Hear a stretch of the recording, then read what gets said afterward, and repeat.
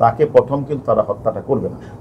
প্রথম তাকে হানি টেপের মতোই তাকে মানে ভয় দেখাবে, তাকে নোট ছবি, তার যে নোট ছবিটা তারা তুলে এই ছবিটা দিয়ে তাকে 2 দিন ব্ল্যাকমেল করবে। অর্থাৎ তার কাছ থেকে, তার ইন্ডিয়ার যে বন্ধুবান্ধব তাদের কাছ থেকে অথবা বাংলাদেশ থেকে হুন্ডির মাধ্যমে টাকাটা নিয়ে আসবে শাহীন, একে যত কোটি টাকায় পারে। কিন্তু তাদের মূল উদ্দেশ্যটা ছিল তাকে হত্যা করবে, কিন্তু 2 দিন তাকে রাখবে, রেখে তাকে বিভিন্ন জায়গাগুলো তাতে টাকাটা নিবে। ওই টাকার যে ইনকামের পার্ট এটা কামলাদের দিবে, অর্থাৎ যে কামলারা এক্সিকিউশনের দায়িত্ব নিয়েছে।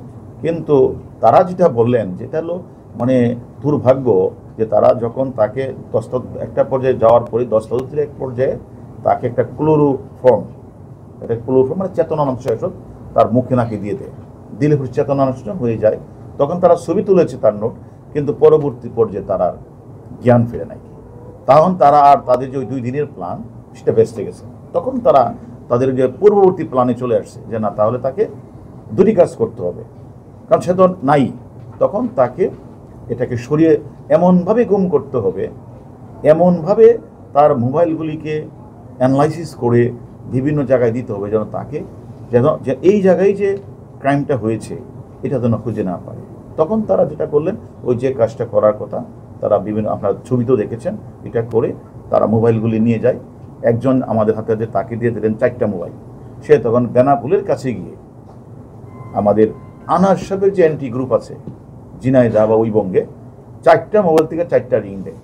অর্থাৎ বোঝানোর জন্য ওই মোবাইল থেকে বোঝানোর জন্য যে কথাটা এরকম বলবে যে শেষ, অর্থাৎ যাতে আইন শৃঙ্খলা বাহিনী যেন ওদের পিছনে ঘুরে, ওই যাদের কাছে টেলিফোনটা করেছে ওদের পিছনে ঘুরে, আর অন্যদিকে যেন দাবিত না হয়। প্লেস অফ অকারেন্স, ঘটনাস্থলটা কোনো সময় বললাম না, মেসেজ দিলেন কলকাতা, দিল্লি, কোনো সময় মেসেজ আসলো সে তার লোকেশন হলো ওই মুজাফফরাবাদ, আবার আরেকজন চলে আসলো হলো এই বেনাপুলের এসে, বেনাপুলেতে আবার বাংলাদেশের নাম্বারটা আবার ঢুকে।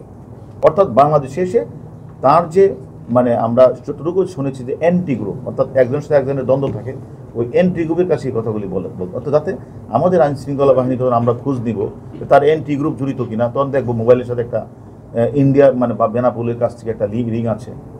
তারা এরকমভাবে অত্যন্ত সূক্ষ্মভাবে, এবং তারা একদিকে লাশ গুম করা, লাশের অস্তিত্ব না পাওয়া, এবং বাংলাদেশি যে অপরাধীরা যারা এই কাজটি করেছেন, মদতদাতা এবং এক্সিকিউশন গ্রুপের মূল নেতা এবং মূল নেতার সাথে যারা ছিল সবাই কিন্তু এক্সিকিউশন করে আবিষ্কার করা লোক, এবং তারা এই কাজটা করে আমি মনে করি তারা একজন ধরা পড়েছে ইন্ডিয়াতে, জাহিদ, সেটাও আমাদের মূল এক্সিকিউশনেরই রিক্রুট করালো, তার দলেরই সদস্য, পূর্ববাংলা কমিউনিস্টের সদস্য।